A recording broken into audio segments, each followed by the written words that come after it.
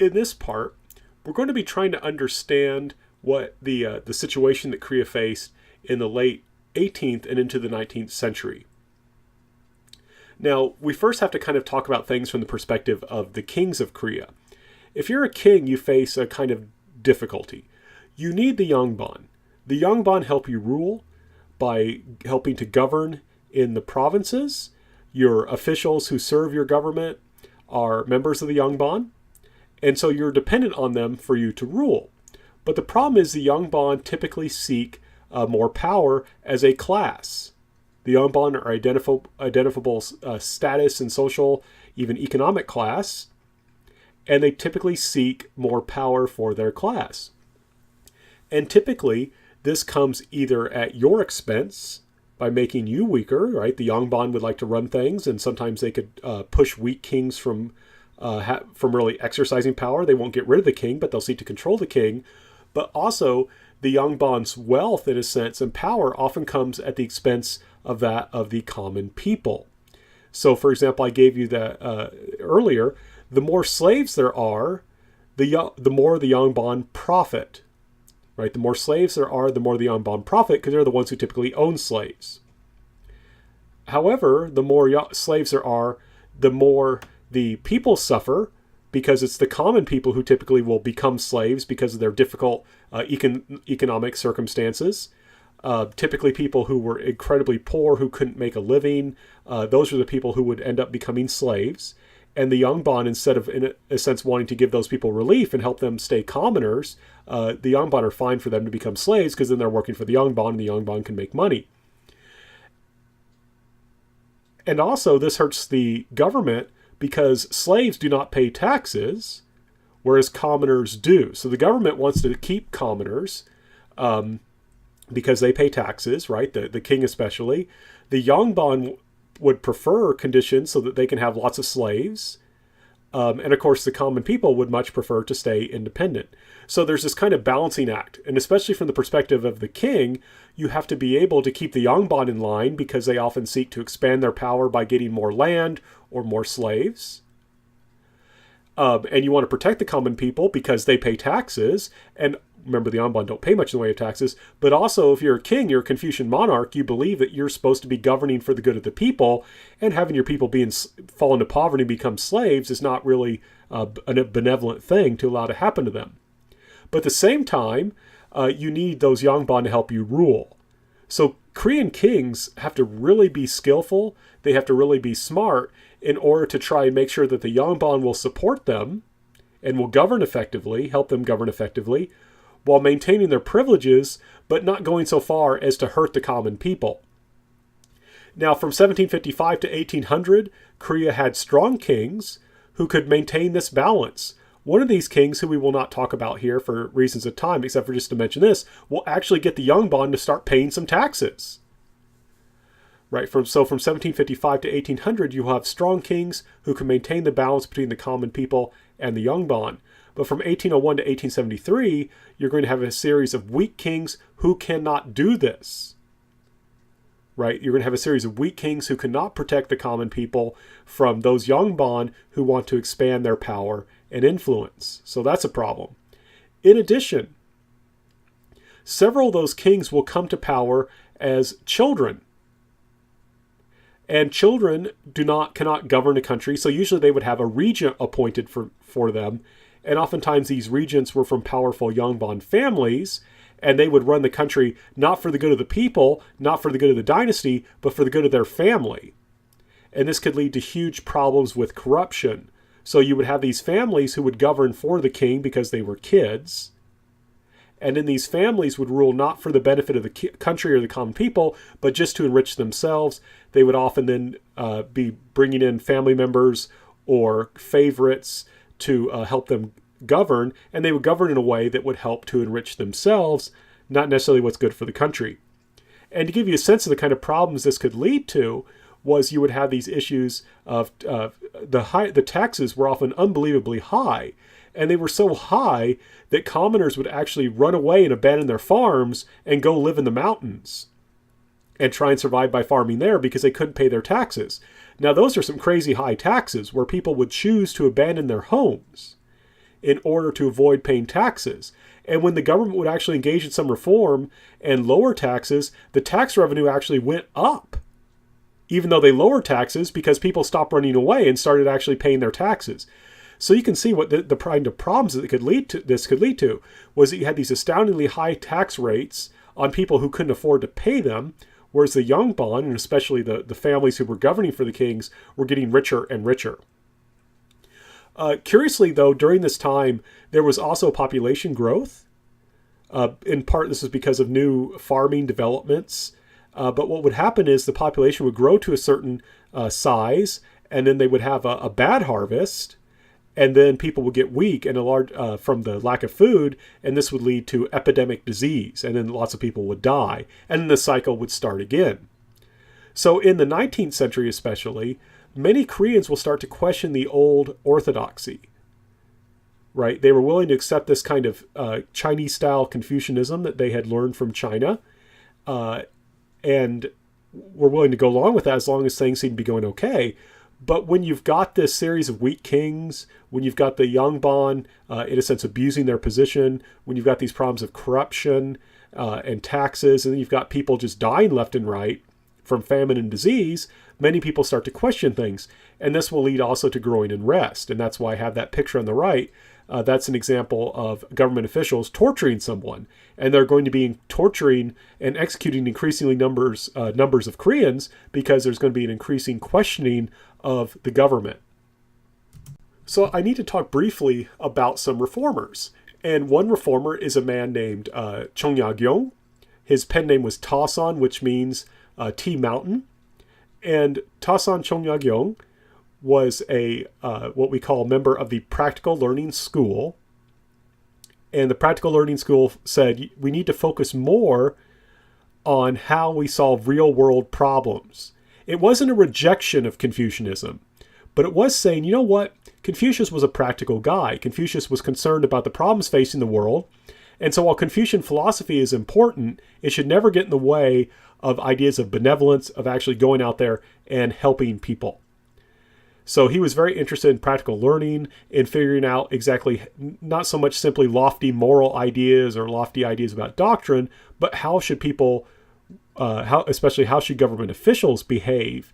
And I mean this not simply in moral perspective, but in terms of the practical ways of governing. So for example, he wrote this really long book about how to be a magistrate. He had served in the government as a magistrate. And this book is really fascinating because while it is a Confucian book that focuses on morality, he also gives tips, advice on how to be a good magistrate, how to apply moral lessons to practical solutions. Now, one reason he could write this was because he had been sent into exile. He had been punished by the government, basically because he was connected to Catholicism. We'll talk more about Catholicism later, but Catholicism will come into Korea. He will experiment with it for a while, but then decide he doesn't believe it. But because he had been Catholic for a time, he will get into trouble, and that will lead him to spend several decades in exile, which gives him plenty of time to write. And he will adopt a lot of interesting ideas. One thing he will focus on in particular is land reform. Korea in this time period is very much an agricultural country, so he's really interested in land reform. And one thing that I think is also fascinating about Chung Ya-gyong and a lot of these practical learning scholars was that he wanted to look to China, which remember is ruled by the Qing. So he didn't look at the Qing and say, oh, these guys are barbarians, we have nothing to learn from them. He said, you know, these guys have been running the country, China, really well for a long time, and they have some good ideas. And the Chinese in there have some good ideas, so maybe we should try and imitate them. So for one thing, for example, he thought Koreans should engage in more commerce, engage in more trade. There was this idea, I've kind of mentioned it before, that Confucians didn't trust trade. They thought it was bad. And Chung Ya-gyong noticed that trade, despite sometimes what the Qing wanted to do, was actually thriving in China and producing wealth. And he said, okay, we want to try and follow that. And to show you how radical he was, and you can get this because he did experiment with Catholicism, he actually wanted to look to the West. He said these Western people, even though they might seem like barbarians, they also have some good ideas. And so, for example, he would help build a crane using a Western book, and it helped him to build a fortress for the king. This is before he got into trouble. So he's even willing to look to the West. However, and again, this is important, he's interested in reform. There are some conservative aspects of his reform. He sees himself as calling for the restoration of sage rule. The Chinese and also the Koreans believed that the ancient rulers were like the best rulers. They had been ruled, that China had been ruled by sages, and that through studying Confucianism properly, you could restore sage rule. So he's looking back, in a sense, right? He's not looking to a future of progress. He's looking to restoring this ancient idea. And as part of this, even though he maybe was pro increasing trade, he also saw agriculture as the fundamental basis of wealth, right? He saw agriculture as the fundamental basis of wealth. And he accepted the morality of slavery. And one thing I want to stress here is that in Korea, the slaves were also Korean, right? This was intergroup slavery, but he did not have a problem with slavery. Now, his ideas are for the most part not going to be implemented, but they do give us an example of how Koreans are wanting change, right? Koreans are wanting change. And incidentally, he's very popular in Korea today. I remember several years ago when my family was in Korea and our son was sick, so we took him to the doctor, and the doctor was a Korean woman. And I mentioned that my advisor, my PhD advisor, studied Taesan Chongyagyeong, and she said, "Oh yes, he's awesome." And like all Koreans know this guy, know he's awesome. And it was funny because she even said, "You know what? If we would have listened to him, things would have been different." And what she meant was, if we would have listened to this guy and adopted his ideas, we never would have been colonized by Japan. And if we weren't colonized by Japan, we never would have been divided, right? We would still be one unified Korea. And so he's still an important thinker today, even if his ideas were not implemented at the time. So as we just discussed, Taesan Chongyagyeong was influenced by Catholicism. How did he come to be influenced by Catholicism? Well, Catholicism, though technically illegal, was active in China. There were foreign missionaries in China as well as Chinese Catholics. And together they wrote books on Catholicism. And Koreans were able to read these books. They wrote books in Chinese, which educated Koreans could read. And Korean tribute missions would go to China at least twice a year. And when they were there, they bought books. They bought lots of books. And they, of course, among the books they bought were some books on Catholicism. And one thing we have to stress was that in these books, they tried to present Catholicism as something that would make you a better Confucian. And they also presented Catholicism as giving true knowledge about the world that you could then apply to help make people's lives better. So remember how I talked about how Taesan Chongyagyeong built a crane based on some books written by Western scholars. These were by Catholic missionaries and their Chinese Catholic compatriots, or colleagues, I should say, operating in China. And what eventually happened was at first Koreans were kind of like, well, we like some of the science, some of the technical stuff here. This religion is kind of silly. But eventually, in part because of these feelings of decline, these problems that are going on in Korea, there is going to be some Koreans who become more interested in Catholicism, and a Yongbon scholar who goes along with one of these tribute missions in 1784 will be baptized by a foreign missionary in China, and he will come back to Korea with a lot of books and start spreading Catholicism and baptizing other Koreans. So that when the first missionary comes to Korea in 1794, who's actually a Chinese priest, there will already be several thousand Korean Catholics. But what's key was Catholicism in many ways was a kind of example of a hope for reform, that there was a hope that this would bring change. One thing was Catholicism promised to help Confucians be better Confucians. Right? Basically, the idea was that if you pray to the Catholic God, he will help you be a better Confucian. So, for example, we mentioned a little bit how you're supposed to be filial. You're supposed to love, honor, and respect your parents. And the idea was that if you pray to God, God will help you to do that better. Right? God will give you grace, and that will help you to be a better child and to love, honor, and respect your parents. But also remember that these Catholics didn't just talk about morality and doctrine. They also talked about mathematics. They talked about astronomy. They talked about, for example, principles of plumbing, which I think is fascinating. And this was very attractive to many people like Taesan Chongyagyeong because it promised to bring practical benefits to Korea that was struggling in many respects. And of course, Catholicism also offered the opportunity to go to heaven. And this was attractive to many Koreans, right? Especially when you're living during a difficult time, the promise of heaven, of a world that's better than this world, is attractive. So Catholicism will spread, and there's hope among many Catholics that this will also help lead to reform of the country.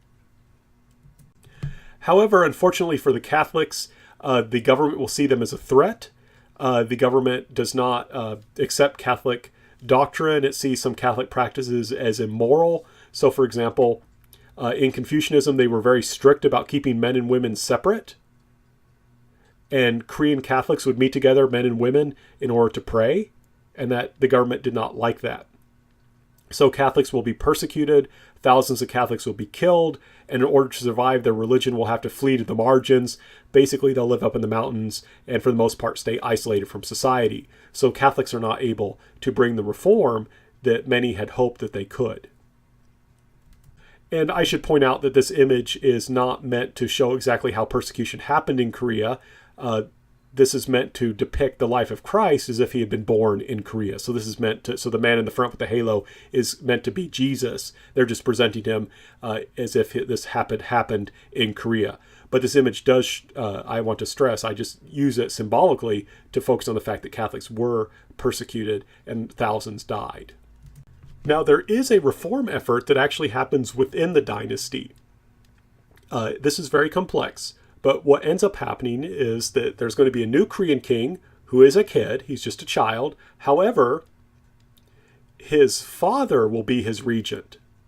Now, you may logically ask yourself, why is it that his father is the regent instead of the father just being king? And the short answer to that is that the previous king had died without any heirs. So they had to go back up the family tree and go to like a branch line.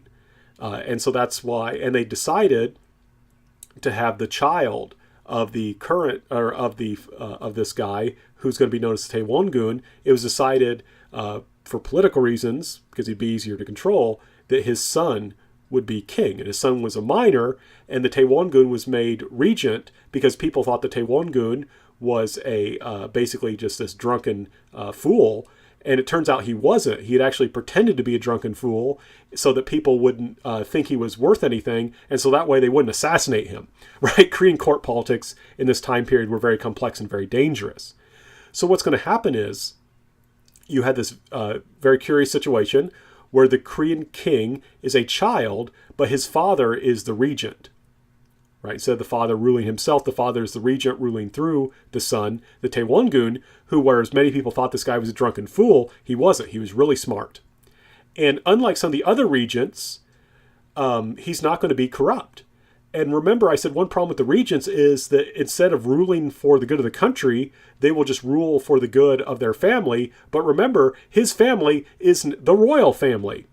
So that he's ruling for the good of the dynasty, which means that he has to be concerned not simply with his own family, but balancing the interests of the Yongbon and the common people. And to do that, you need a strong monarch.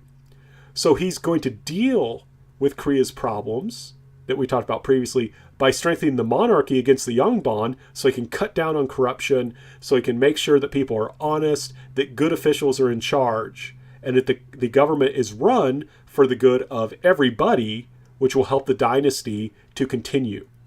And I won't go into detail about his different policies he does to do this, but he has a great deal of success, right? The Taewon-gun is able to strengthen the monarchy successfully against the Yongbon, and he's pretty successful at doing this domestically. So he puts the domestic house in order pretty well. He also wants to maintain stability by avoiding foreign contact. He knows what's going on in China. He knows about the Opium War and about how the Chinese are having trouble dealing with the foreigners. And his answer to this is to keep out foreign contact, right? So we talked about these previous reformers, these Catholic reformers who looked to the West as a way of bringing reform. But now we've got this reforming regent who does want to engage in reform, but Confucian-based reform that focuses on strengthening the monarchy. And he wants to avoid any foreign contact other than with China and to a certain extent with Japan. He definitely doesn't want any Western foreign contact. And that's one reason he'll be a chief enemy of the Catholics. He will not like Catholics one bit and will go hard after them. Though curiously, later on, after Catholicism is finally tolerated, his wife, it will turn out, will have become a Catholic, which is kind of an interesting thing, that this anti-Catholic leader, his own wife will convert to the religion. Now, the Taewongun will take a very active kind of foreign policy stance, but active in terms of keeping out foreign influence. And this is very important because Korea is going to become under increasing foreign pressure. For example, France would like to expand its influence into Korea. And one thing we have to understand is that the primary missionaries to Korea at this time period were French Catholic missionaries, and the Korean government killed some of them because Catholicism was illegal and it didn't want this foreign religion in the country. So the French will launch a punitive expedition in 1866, in a sense to kind of pay back the Koreans for killing these Western missionaries. This will result in a French invading force landing in Korea, attacking some Korean forces, burning some towns, taking some books and other kind of treasures from Korea, but then ultimately being driven back and having to leave. And then in 1866, there will be an American ship called the General Sherman, after the great Civil War general. It will attempt to force Korea to open its doors to trade, and will ill-advisedly sail up a river. It'll get stuck on a sandbar in the river and then attack Koreans, which will then lead them to attack and destroy the ship. Again, in 1868, just 2 years later, there will be what's called the Oper Expedition. And I actually have written a paper on this, and it's this bizarre plan where basically a merchant from what is today Germany worked together with a French Catholic missionary, bankrolled by a South Carolinian active in Shanghai, in an expedition to steal the bones of the Taewongun's father, the grandfather of the king, to hold them to ransom, to force the Korean government to open its doors to trade and to tolerate religion. Right? So let me repeat that, because this is crazy. Right? So you had a French missionary, and you have a merchant from what will later become Germany, and they are wanting to launch an expedition in order to steal the bones of the Taewongun's father, the king's grandfather, so they can hold them for ransom, to force Korea to open its doors to trade, and to tolerate Catholicism. And the expedition is financed by a South Carolinian, a man named Frederick Jenkins, who was born in Charleston. This also fails miserably. They manage to invade Korea and try and go to the tomb to steal the bones, and the tomb is covered in a gigantic stone, and all they have are like pickaxes and shovels, and they can't deal with it, and they just have to leave. In 1871, an American force who has come to try and force the Koreans to open up and to find out what happened to the General Sherman, because it's still basically not 100% clear.